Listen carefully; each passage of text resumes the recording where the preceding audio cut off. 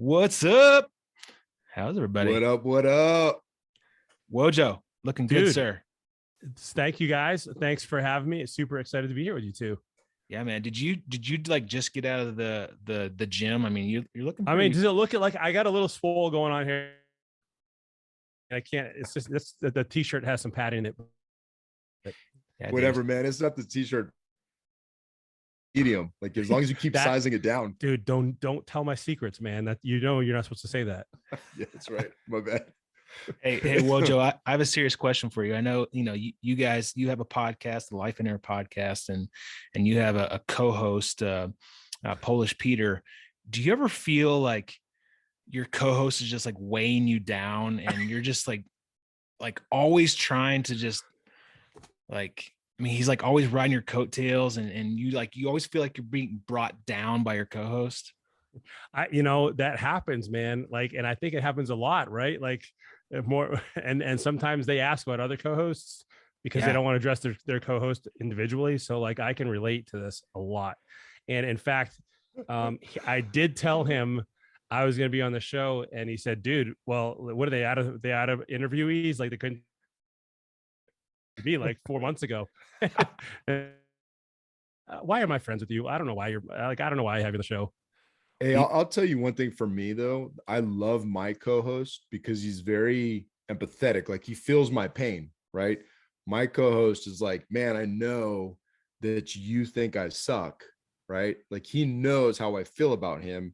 And so when he really addresses those emotions and brings other people into it, it just reminds me how grateful I am. Yeah, how thankful you are. Somebody. Yeah, I'm just so thankful that I have somebody that I can co-host with that's so empathetic and self-aware. He's very self-aware, recognizing that, he's a no-load and like people don't like him. You guys are a match made in heaven. There's no disputing that. Yeah. Well, you can tell Polish Peter that we just kind of got him out of the way early on as we were still like kind of practicing, and we were waiting for the real show after the 100 episodes. Okay. That's right. No, when it hadn't caught on yet, and right. Like, hey, let's see if this technology works, and exactly yeah. Well, we also wanted to see if we could run the audio through a translator. To so see like if once you run it through the Polish, and the subtitles, kick it back out. Yeah. See if the subtitles work. It worked great. Well, hey man, Wojo, we're so excited. Stu and I were pumped to. I know I've been, as I look through my calendar, I kind of look forward a week, look at the current day, and I do that, pretty regularly. And every time I've looked forward to this day, man, I've been like, yes, we got Wojo. So excited. We love Peter. Peter, all love to you, man. We miss you, and we'll have you both on at some point together because I think that'd be a really fun dynamic. But man, we're just huge fans of you and Lifeonaire, and we're super excited to get really plugged into the Lifeonaire group. But man, yeah, we're pumped to have you here. So I know you're a busy man. I know nap time. I hope this doesn't cut into nap time for you. No, that's why we did it early, right? Yeah, good.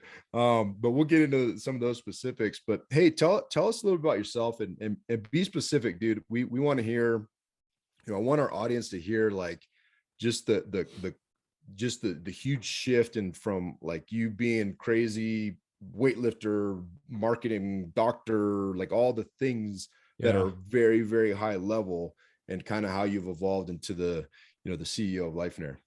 Yeah, dude. Well, and so, I wanted a great life, and everybody around me gave me the impression that like, a great life is accomplished by having a great job, because a great job means great money.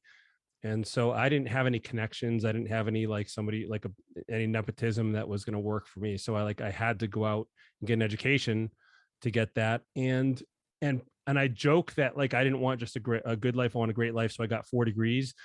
But along with so I got two bachelor's. Listen, dude, 15 literal years of school, 2 bachelor's degrees, a master's, and a PhD. But another reason alongside that I don't talk about a whole lot is like I didn't know what I wanted to do, because I looked at what grown-ups, people in the workforce were doing, and I'm like, I don't know, man. Like I I can't put my thumb on something that I think I would absolutely love and that I'd want for a career. And so I was searching, like I was hoping that through all these courses and these classes and things like that, like I'd find something that my heart was just like, this is what I want to do. And I'm so excited. Like I was always envious of people that like, oh, I want to be this and I know I'm going to be that. And it was just in their blood, it was in their DNA, and they were right. They loved it, and they're happy doing that. That wasn't me. Like I didn't know really what I wanted to do. And so I'm semi procrastinating, having to jump into the workforce. I'm thinking that by getting all these degrees, I'm gonna pretty much maximize my options so that I'd have like most choices available, because I'd have diverse degrees and a lot of education. And so eventually I get that first job. I'm working for the Navy. Actually, I think I told you guys this. I was doing biological and chemical warfare detection stuff. Yeah, it's sounds awesome. Way cooler than it really was, dude. Yeah.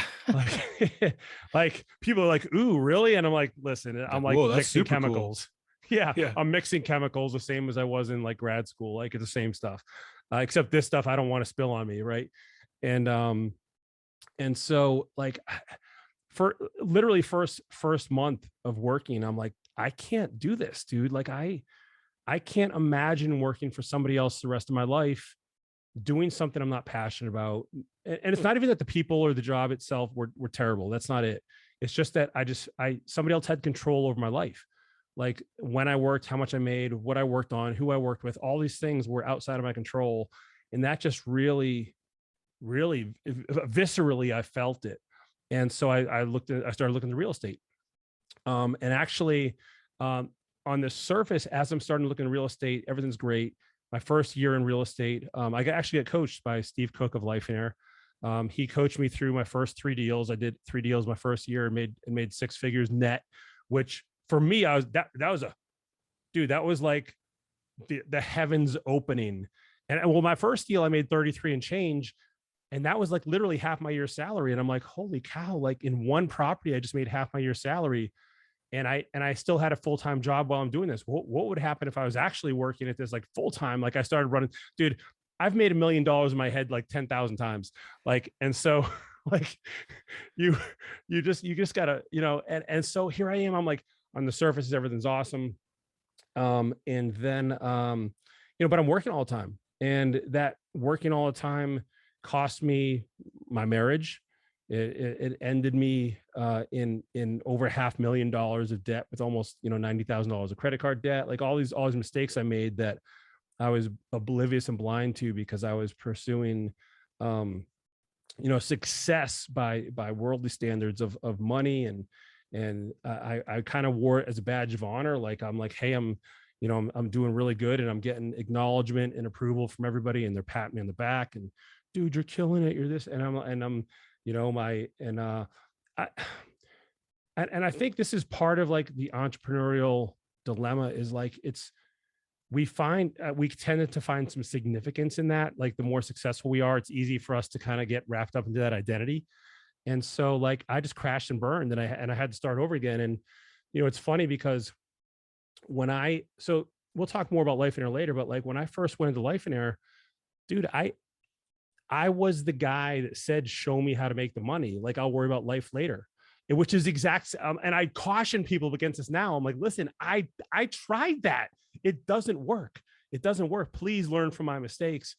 And so I, after everything crashed and burned, dude, I'm living on an air mattress in my rehab, because I didn't have any money. I couldn't afford a place to live. And like, so I had to literally start from scratch. Now, the other part of that is, while I was doing my real estate business, I also had 2 other businesses going at the same time that also were competing for my attention. I had a fitness business online. I'd been super blessed to have some bodybuilding success nationally, and I was in some of the magazines and won some national titles, and so that was another business. And then I was doing real estate brokerage stuff too, partly because I love the challenge of business, and I had some shiny object syndrome going on, and I wasn't really focused, and I was losing track of everything around me except business. Even my training took a dive. Like my bodybuilding training, all that stuff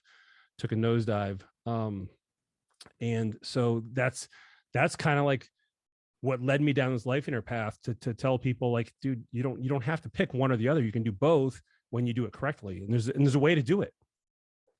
Is that too much? Is that too little? I got way more detail. No, that's, I would say too little, but because I love your story, but that's good. But before you ask Stu, one question, just to to rewind a little bit, what was it that took you to the Lifeonaire group? Like, what, you're in all this chaos, like how did you read the book or something, or what took you No, there? the book wasn't even published yet, man. It was actually, so Steve Cook, the founder, started off as a real estate investor in Baltimore. And I was in PG County, right next to DC. So we're like 45 minutes from there. He was a real estate investor.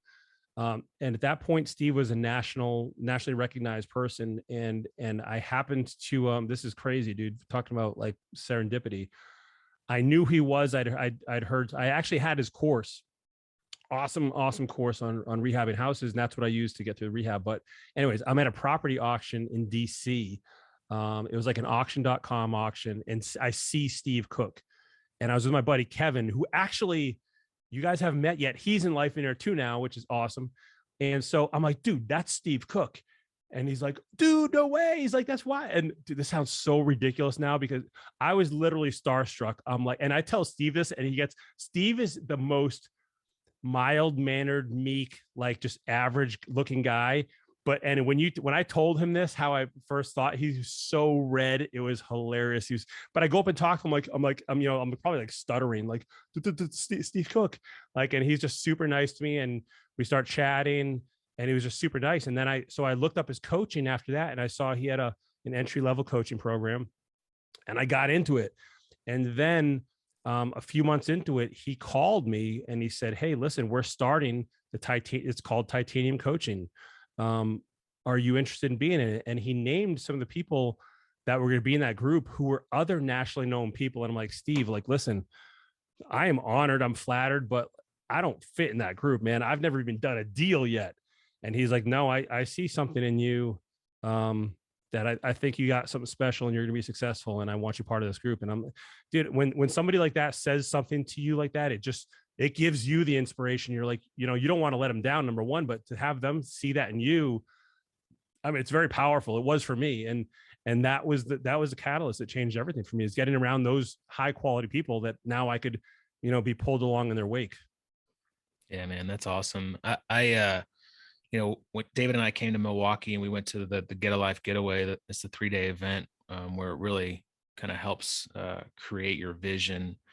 You guys do an amazing job of that. And your story, man, like, it just really resonated with me, because I saw myself in your story a lot. And, you kind of hinted at it earlier, kind of in your introduction, about just how you're going so many different directions. You didn't really know what you wanted to do. You were trying to get all these degrees and all these certificates, and just to have options. And that's kind of how I was feeling as we're kind of getting closer to retirement to get out of the Navy, is I want to have all these options. So I'm just going to do everything. We're going to build multiple businesses. We're going to have rental properties, RV parks, lending. I'm going to get my mortgage license. I'm going to get my realtor license, all kind of in this real estate sphere. But, we got the podcast, we got all this other stuff. And I felt like I was just getting pulled so many different directions, and, building multiple bridges instead of just focusing on one. And your story really resonated with me, because it sounded like you were kind of going that same direction. What was it that, like, just said, dude, Wojo, what are you doing? Like, what was that? Was that the marriage? Well, and before you answer, Wojo, I just want to make one thing absolutely clear for especially people who don't watch. Stu resonated, but minus the muscles and the brains. But go ahead. So, well, and let me answer two questions there, Stu. Yeah. One is like, I had a complete lack of focus, and if I look back, even, and you brought a point that I never even thought of, like that. So what happened was that same lack of focus that I experienced in business. So I mentioned, I had 3 businesses at this point. It got worse. It got much worse. I got up to having 6 to 8 businesses. it got to the point where I'd go to these mastermind retreats with Lifeonaire, and it became an actual joke. Or like when somebody would come to the retreat with a new business idea or two, they'd be like, "Oh, here you go again. You're pulling a Wojo," because I kept generating more business ideas and trying to move down those paths. And so that same lack of focus, and when you just said it, it just struck me, is like I had that same lack of focus throughout my education too, because I'm like, hey, it was all based on what ifs, right? Like, so, well, hey, maybe I'm gonna be a chiropractor, maybe I'm gonna be a physical therapist, maybe I'm gonna be an MD, maybe I'm gonna be a scientist. And so I would investigate all these different things to set myself up, to give myself options. Well, that same mentality, and I didn't put it together till now, is the same thing that showed up for me in business. And the reason for me that it did that was out of fear. Like, what if this doesn't work? What if this doesn't provide what I need? What if I pick the wrong thing? And it was my coach who said, listen, here's the truth. Like, all of these options are good. You can make any one of these successful if you just apply yourself to it. And so I didn't do it overnight. I shed a couple businesses, and then I gradually consolidated to where I am now. But even within Lifeonaire, man, I had to step away from being a coach for Lifeonaire because I realized, okay, too many irons in the fire. I got to consolidate and really focus. So that's one part of your question, which for me, it was fear.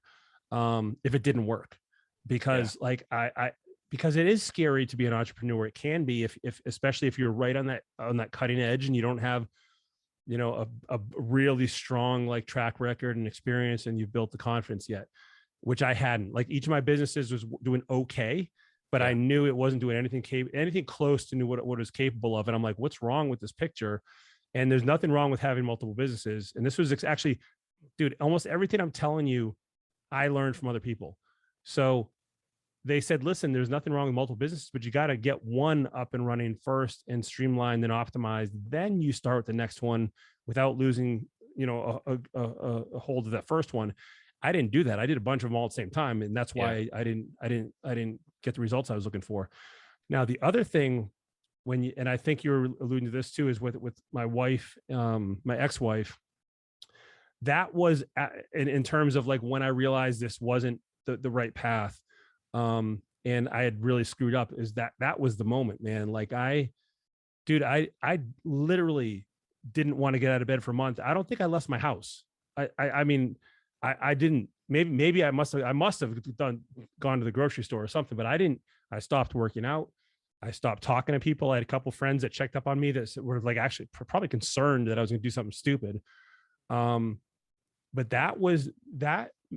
the dissolution of that marriage was the hardest thing I'd ever gone through in my life. Like, it was harder than my dad dying.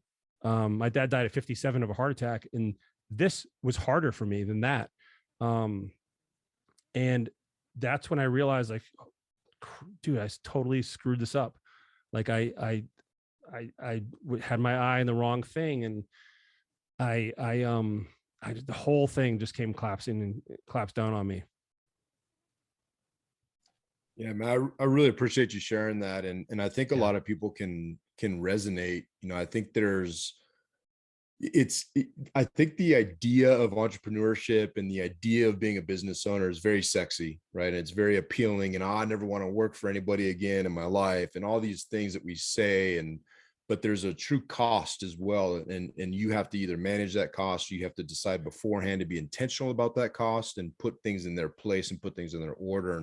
And so I really appreciate you sharing that, because I think there's probably people in the midst of these types of life events as they listen to this. And it also kind of leads to my next question. It talks, one of the things you talked about, excuse me, when we were at the Get a Life Getaway, was the outside pressures. I think it's important to address, whether it's your mom, it's your wife, your family, like the outside pressures of the expectation that, well, you should be a doctor because I think it's best for you to be a doctor. And so you go down these paths, and I think just addressing and acknowledging them, one, is important. So if you could do that, help us understand that. But also, how do you tangibly overcome? Is it like, Mom, I'm just not going to call you anymore? Like what do you actually do to overcome these outside voices and pressures that are driving your ship instead of you driving it? So that's a great question, man. And the challenge is that everybody on this planet has had two things happen. One is they've witnessed the people around them and they've adopted their habits, or sometimes they go the other way. Many times they adopt their habits, they look at them as a model and they start to emulate them and copy them. This is how, by the way, our kids are like this, right? Like you can tell them not to do something all day long or to do something, but they look at you. And then the other thing is they've experienced themselves the desire to want to please people or to get acknowledgement and appreciation and the pats on the back and the congratulations. And so what that means is like all of us have done things in the past for the approval from others that has led to us feeling a sense of like not, we don't want to disappoint people, right? Like so if your mom, like my mom for instance is a great example. My mom loves me to death, but up until I was 41 years old, literally every single phone call, just about, not every, she would say, Jason, you have a PhD, why aren't you a professor? Why aren't you in academia? Why aren't you running a lab or in biotech or whatever? And whether it's that, or whether, you know, I have a friend, Matt, who wanted to be a carpenter, but he comes from a white collar family. And when you come from that family, you're not going to be a carpenter. You're going to be an attorney. You're going to be a dentist. You're going to be a CPA.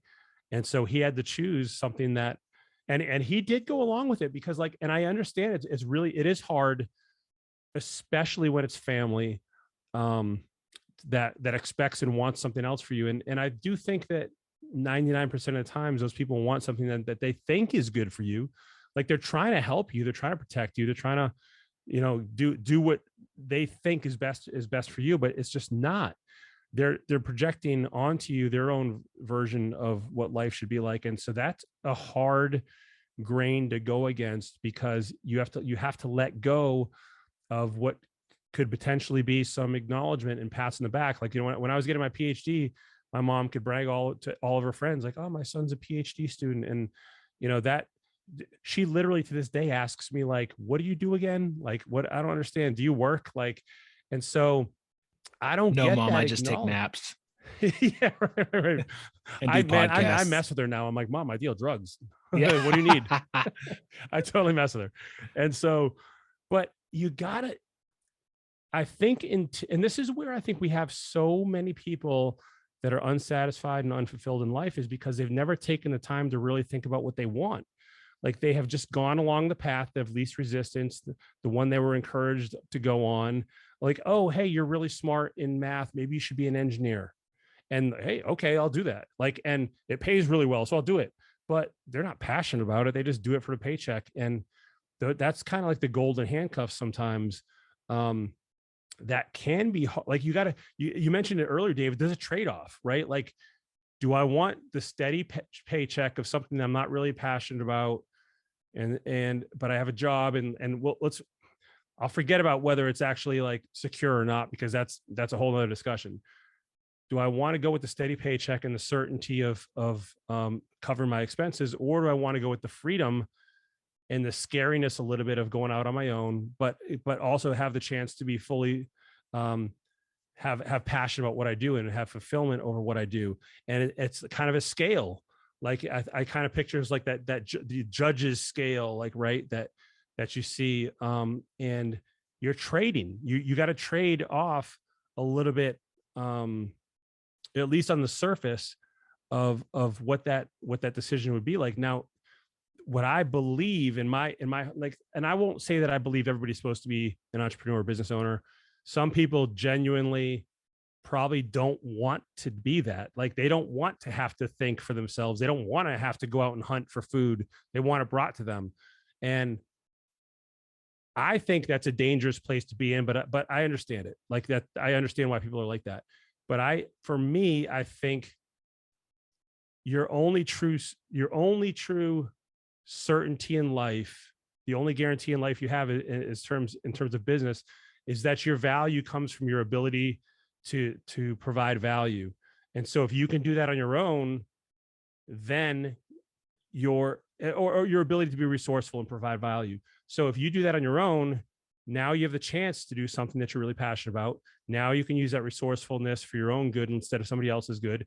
And now you kind of have a chance, like versus I do think that sometimes if you're going to have a job for somebody else, like I saw government people getting fired like back in 08, 09 when I was working in DC. Like, so, and that's the job you expect everybody to be safe for life.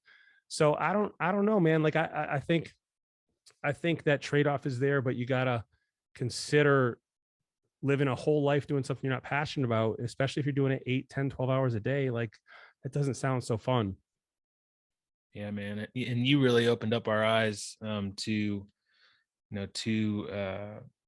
living a life, living the life you want to live, right? Living this vision and creating a vision. I mean, that's the hardest part, because there are so many people, I mean, myself included, that, as you know, I'm 42 years old, and for the longest time, I didn't know what I wanted to do. I mean, same thing. Like my grandfather was a neuroradiologist, and so I thought I wanted to be a doctor. So I like applied to the Naval Academy with a letter saying I wanted to be a doctor and go to medical school.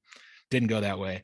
Went and was a pilot, and now done 20 years in the Navy, and now I want to be a real estate investor. I think maybe, but like this life vision, it was a hard thing to do, to figure out what I wanted. And you guys have some great exercises that help with that process.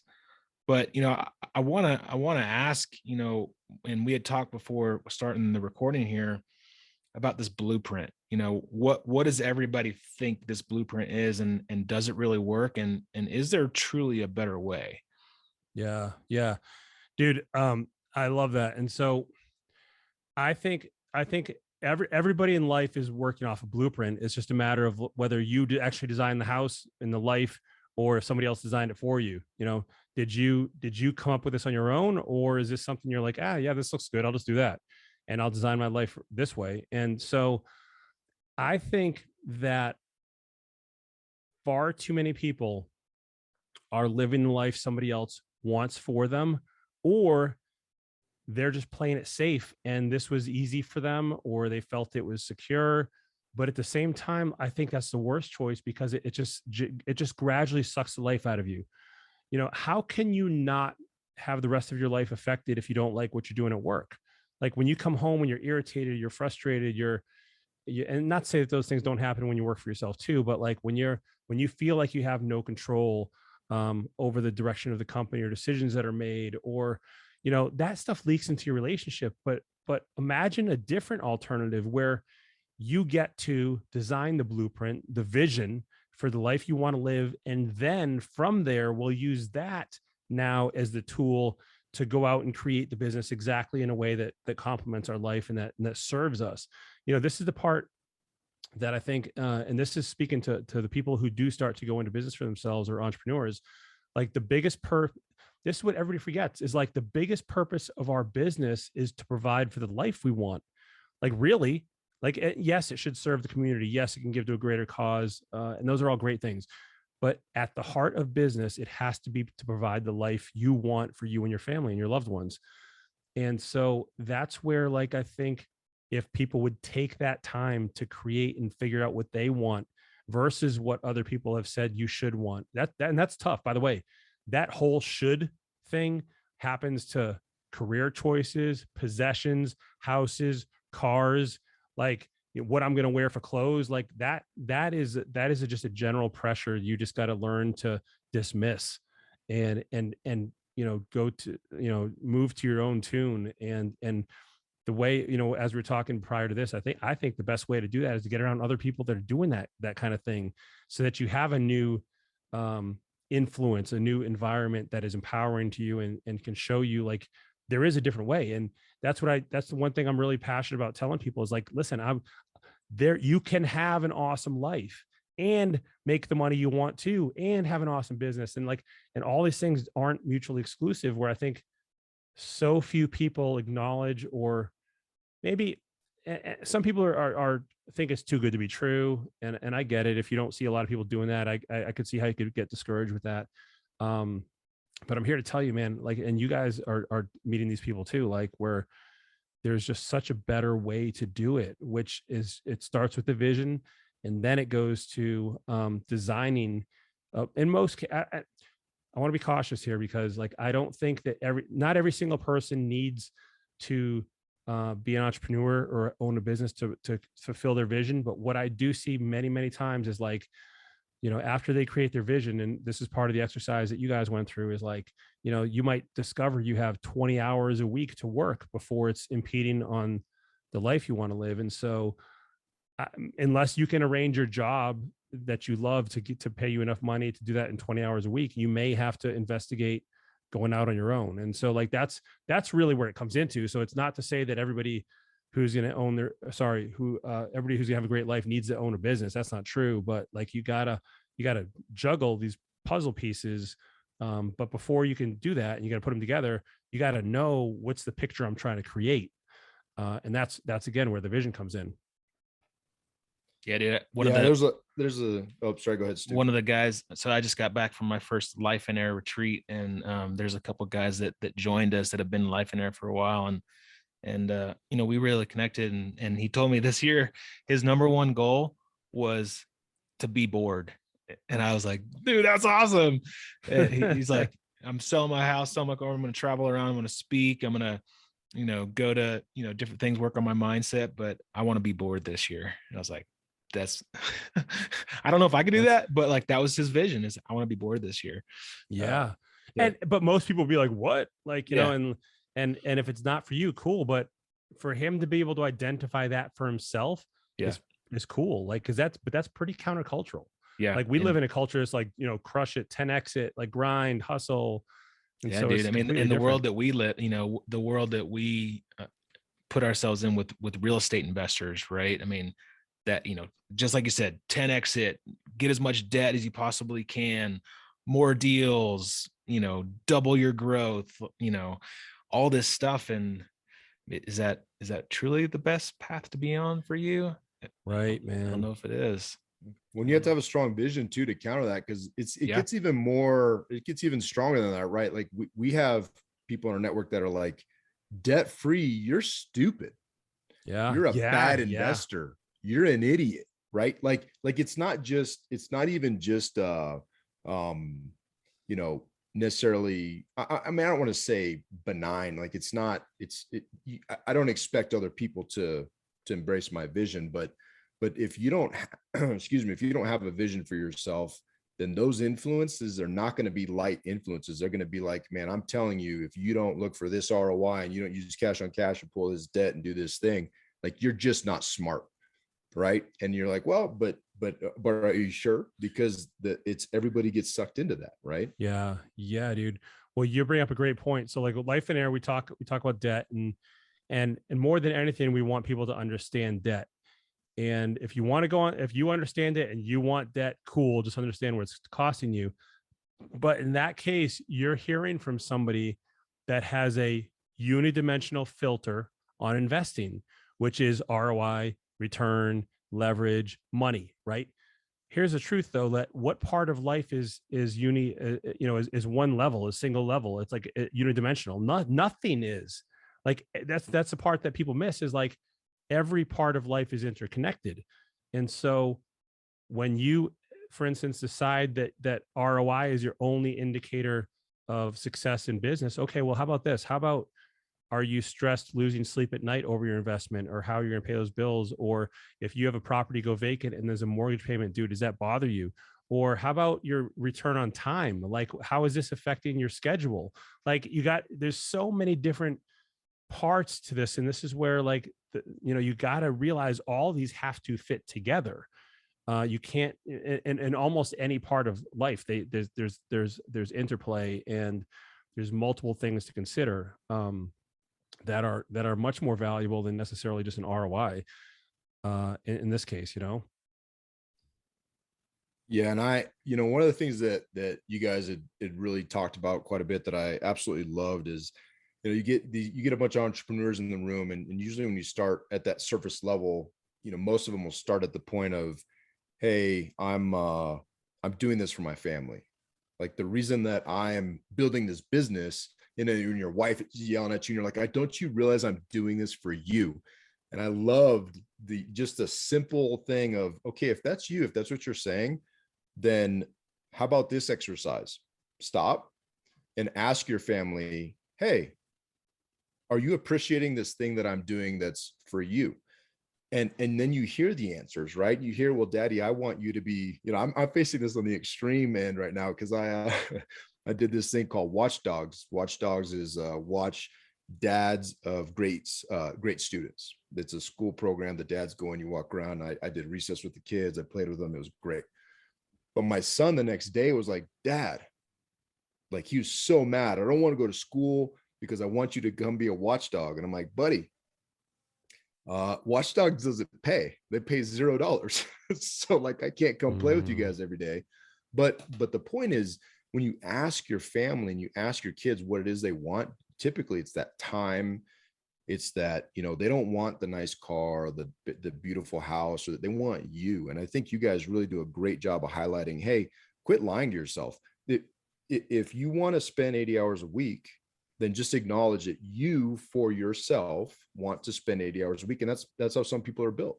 Yeah. But don't say it's for your family when it's not for your family. And I think that you guys really walk through that in an amazing way. And it really was eye-opening for me. Dude, that is a hard realization to make. And listen, I'm not here to judge or criticize. Again, like, one of the themes in Lifeonaire is like transparency and authenticity. Like, just be you, and be honest with yourself. And so the truth is, I think a lot of people want the success and the significance that comes along with making money and having multiple businesses. And we use our family sometimes as a scapegoat. We had a student once who swore more than anything else, her dream was to wake up in the morning, cook her kids breakfast, and bring them to school, pick them up from school, and spend time with them. And she was married. She had a husband who made north of $100,000 a year, and so he made good money, and she also made a lot of money. And so we said, okay, well, what's stopping you from doing it now? And she's like, well, I can't. Well, I have all these bills. And we looked through and saw the bills and said, well, what about this? What about that? And she was driving like an $80,000 SUV that had a car payment of over $700 a month on. And we said, well, what about if you just get rid of the SUV and we get you like a Pilot? Because and by the way, the reason why she said she wanted the SUV is because she said it was rated the safest that year. And we got online, and in fact, it was the Pilot that had better safety rating. And this wasn't my student, it was one of our coaches. And the woman said, I could never do that. And we asked why, and they said, what would the neighbors say? And so here was a prime example how a woman didn't want to lose the material items associated with the lifestyle she chose to live. And truthfully, those things were more important than the things she said about being with her kids and making breakfast for them and bringing them to school and picking them up. And so, listen, I'm not going to say what's more important and whether that was a right decision or wrong decision, but she wasn't honest with herself, right? She said one thing, but did another. And so I would just encourage everybody listening to look at what you're doing. And is this really what you want? And are you being honest with yourself? Are you using your family as a scapegoat? Are we looking for justification for working long hours? Now, again, not to say there are certainly seasons of business and things sometimes are harder and more busy than others. But if you find yourself losing other parts of your life or sacrificing other parts of your life in the hopes that someday it'll get better, that's a red flag, because, if you're busy chronically all the time, that's something wrong. There's something wrong there that you haven't addressed. And in fact, I even think, I say this sometimes, like, I think I've thought about this, that being busy, I think it's a sign of fear. It's a sign of intellectual laziness, and it's a sign of lack of creativity. Like, if you can't set up your business to run without you doing all the work, you don't have a business. Like, you're thinking like an operator. You haven't made the transition yet to business owner. And that's fine. Like, I understand it's a process, and sometimes people have to go there before they realize the pain of what they've created. That's okay. We'll help you with that. But you got to be honest. Yeah, dude, that's that's it's a challenge for a lot of people Totally, man. to get to that point. And David alluded to something that we're kind of both challenged with right now, is just kind of figuring out what life looks like, having a vision and really, digging into that, but how to manage that vision with still working and creating income and managing that daily schedule. We've come from 20 years of military service where you show up at a certain time, you don't leave until you're a certain time, you have set meetings, you have basically your entire schedule like created for you, and you just kind of show up. And now it's all on us.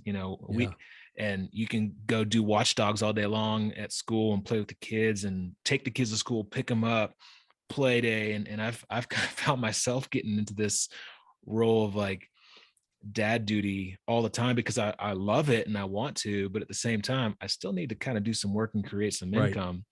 And so figuring out that balance of how to work from home and how to manage your own schedule now and time block, it's been challenging for me so far. Do you have any advice on how to like master that, how to master your schedule? And so the first thing I would say for anybody transitioning is, this is an approach I think is valuable. Like, I want you to imagine in your mind that you're still working for somebody else.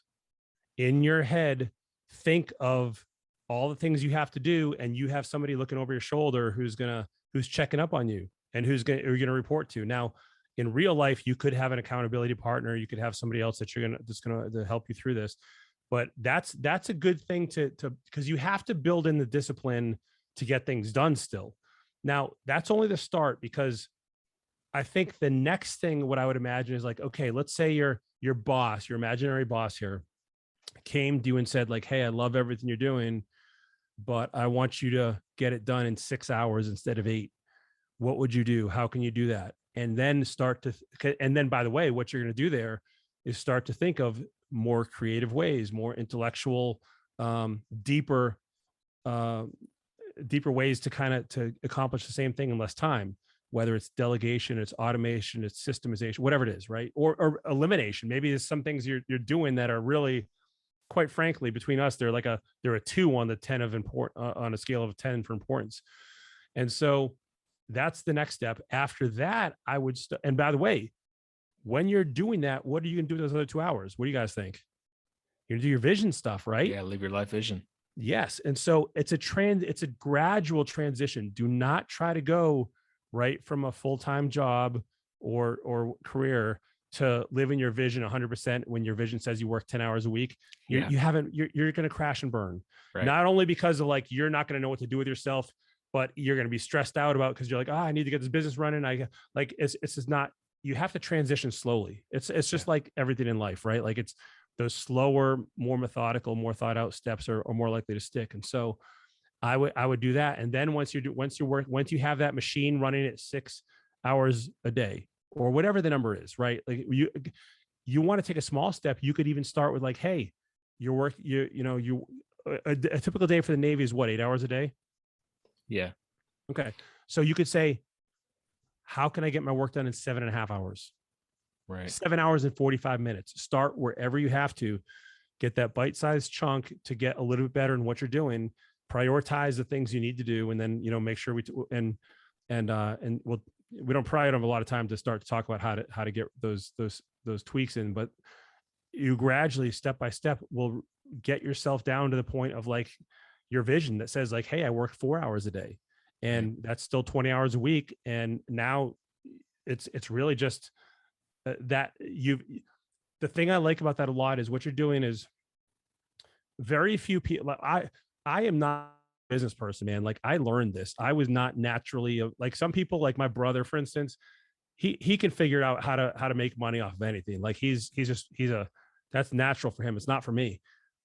But what you're doing is when that first round comes and you have to figure out how to cut your hours and make the same, if not more money, you are exercising that mental muscle that now gets stronger and stronger and stronger. And you start to see things differently, and you start to understand what's important to business and what's not, and how to kind of really like tweak and modify your business to produce the results you want, but not compromise the other stuff. That's a big part of it is real. And along with that, we kind of talked about as well, is like really that 80-20, like really focusing on the most important stuff. Cause like, listen, I know we will fill the time we have available with crap most of the time. But if you only have, 2 hours to get all your stuff done, you're gonna be working with your hair on fire. But you know what I mean? Like, but you're gonna get 90% of the stuff done you need to get done, versus just kind of filling time. Like, you don't want to just fill time, because that's not going to help you. The other thing, speaking of a transition, man, is like, this is something I did, and I still do today, because like I got 2 new daughters, and I want to have a lot of time with them. So I actually would either wake up earlier before everybody woke up and get an hour or 2 in of work, or I'll do it after everybody goes to bed. It's not affecting my total workload, but it gives me that peace, and especially with kids at home and stuff, it can be hard with getting some peace and quiet. And so like I'd work a couple hours at night from like 9 to 11 or something like that. So some of that is learning that schedule as well, man. But those are just a couple tips. Hopefully that helps. Yeah, man, I really appreciate it.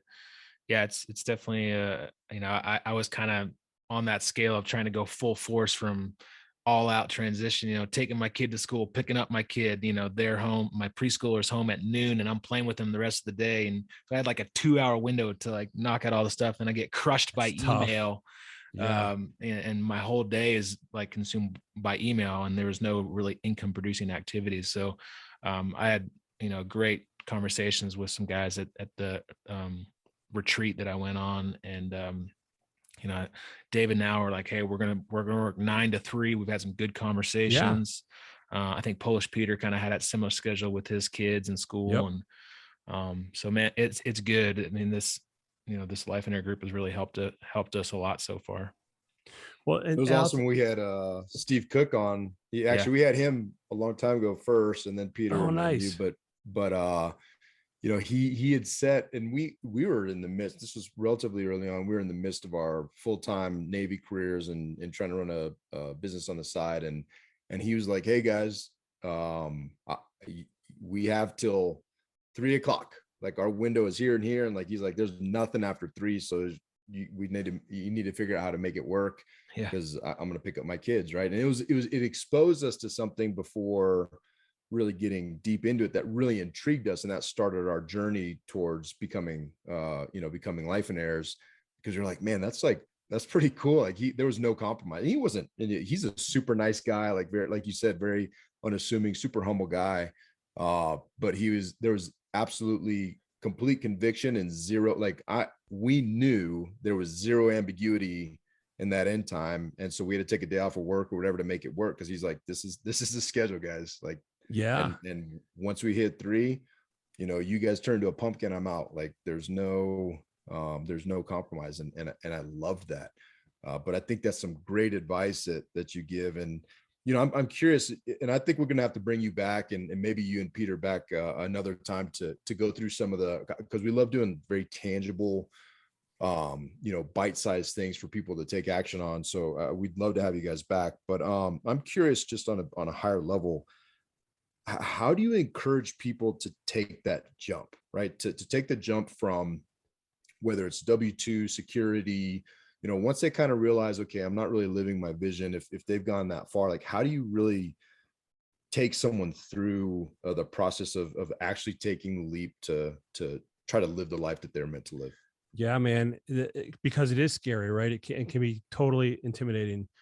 So what I've found most effective is have that person, if this is you, whoever it is, think of what your life is going to look like in 3, 5, 10 years from now, if nothing changes and you're still at that job and you're still making that same money, or maybe with your 2% raise, 3% raise every year. What do you think your life is going to look like? And I don't mean just your work life. I mean your relationships, your health, your friendships, every part of your life. What does it look like? And if you see that picture and it makes you sick, then the next question to ask yourself is, does that fear of pretty much was what is an inevitable certainty, like that's pretty close to probably what you're going to be experiencing, is that more or less scary than the chance of going out on your own and making it happen on your own? And this is what I tell people as well, is like, whether it's a business venture, like Stu, you talked about multiple businesses, right? Whether it's a specific business venture, or even if it's the decision to go out on business for your own, what's the worst that can happen? And could you go back and get another job if you had to? Worst case scenario, if you crash and burn and you have to go get another job for a period of time until you get things up and running again, it's not the end of the world. If you start multiple businesses and you close the wrong one and you crash and burn, well, guess what? You go back to the other one. Like, it's not a be all end all, but I think the tragedy is try to stay in the safe zone, like, and play it safe. And when you see the pretty much guaranteed certainty of what life is going to look like, and if that picture just makes you sick, then you're the exact person who needs to consider this and make the jump. If you're not, I'll use this analogy sometimes, like if you're not jumping out of bed, 8 out of 10 days excited for what you get to do that day, you're not living your vision. You're living someone else's version of that. And so that's really like that pain associated with staying where you are. Because I think pain at a job is kind of like, guys have maybe probably heard that metaphor of the dog, laying on the nail long enough, like it just, you press the nail up a little more, and eventually like the dog doesn't realize it. But I think a job for some people, for me is like that, like where it kind of can sneak up on you and you just catch yourself and you're like, wow, I just wake up every day. I'm on autopilot. I go to work. I do what I have to do. I come home at 6 o'clock at night. I got 3 hours per night. I'm doing errands. I'm eating. I'm spending some time with my kids. And then I wash, rinse, repeat every day. And there's no joy. It's a program. Like that's in a really insidious kind of a cycle to be in. And so I think projecting forward what life is going to look like if you continue on this road, that could be enough to push you over.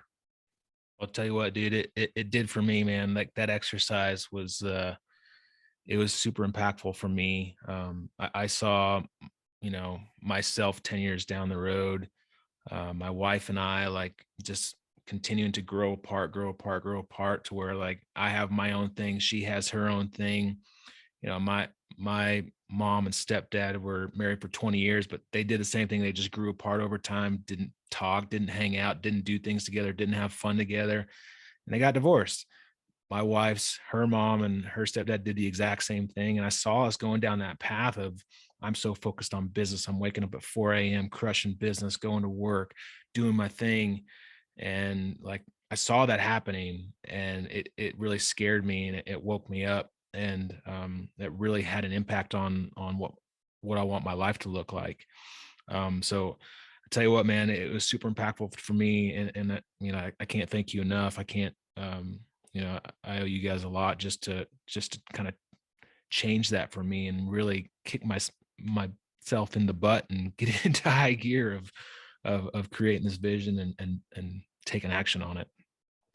Dude, that's awesome, man. Well, and listen, now you're not going to have to go through that experience. Yeah. You know what I mean? Yeah, man, for sure. Well, and Stu Wojo, and you know him well enough to know he doesn't really bring much to the table anyways, right? So he's like out like doing that other stuff. Like his personality and his looks, right? Like this personality and looks are definitely not going to keep his marriage together. So I am a little butthurt. We asked our listeners to fill out a questionnaire at the 100 episode mark. And the last question our marketing manager put on, just to kind of be funny, was like, who's the most funny, David or Stu? And like 95% of the people have said that David's more funny. So I gotta figure out some way to be more funny and create some jokes or something. Well, hold on though, Stu. You can't live the vision of what David wants to be. We got to create another version for you, something different, right? Fair enough. Good point, like your vision should be like the nerdy, like, person that people don't really want to talk to. Socially awkward, like, yeah. No, man. It's only because like my mom and my dad, I think, filled out gave a response. So like 10 times. They felt obligated. Yeah, Right. yeah, they felt You went on obligated to. Fiverr and had people like submit some responses. Yeah, exactly. No, and that's one thing I love, and I love about you and Peter. Your dynamic is it's just a funny, like, it reminded me a lot of Stu and I when we were at the conference and we listened to your guys' podcast, but because it's what it is it comes from a place of, and I think why I appreciate it so much and what I love about it is I think it's an exception to have, especially with men, to have somebody that you like are totally comfortable with, vulnerable with, accountable to, that you can honestly say you love, and that the relationship is so genuine that like you just like there's very few things I can say that I'm going to say about Stu that he's going to be like, it's going to make him cry. I mean, he cries a lot, man. but It's not nice. Like, there's a true fellowship there, and you and Peter, it just made me laugh. So I'm like, man, those guys love each other, right? And people want to be around that. And so I just really appreciated that relationship because it reminded me a lot of Stu and I. Oh, dude, you guys are the exact same way, right? And I think you're right, man. Not a lot of people have that, and I'm like sad for them. Like it's great, it's fun. It's like, I think especially men, we tend to keep to ourselves much more than we should. Yeah, man. No, so I encourage, and I think a lot of it comes with vulnerability, like just the willingness to take a lot of the principles, the Lifeonaire principles, and when you really, if you sit there and take stock, like for me, it's very important. I've always wanted a business partner, never want to do a business by myself. There's certain things that about my personality, and once you kind of dig into that, you get your vision straight, you get around other Lifeonaires, and you start to be more self-aware.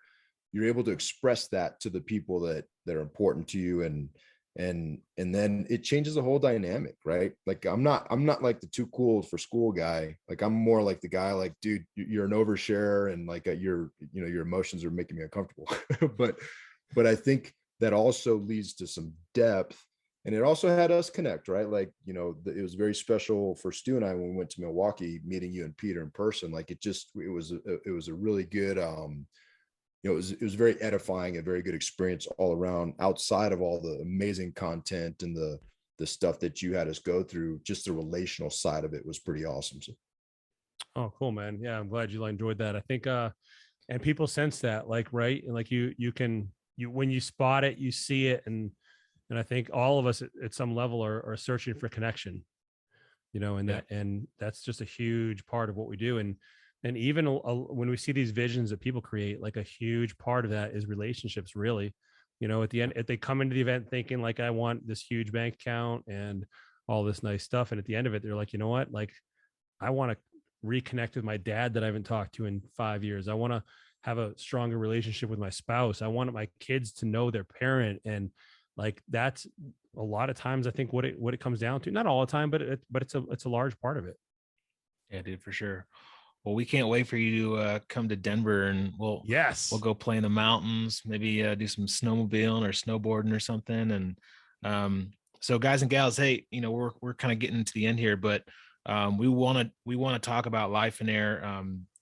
Wojo and is Peter coming in March? He is, but you still show up. He'll be there, but don't worry about it. We'll keep him in the closet. Are you gonna have a translator? Are you gonna have a translator? We'll have translations available in the back table. Okay, cool. You guys are jerks, man. Yeah. You guys are cold. I'll be sure to tag Peter when we post this on the socials to have him listen. But yeah, hey, in March, you guys are coming to Denver for the 3-day Get a Life getaway. We are.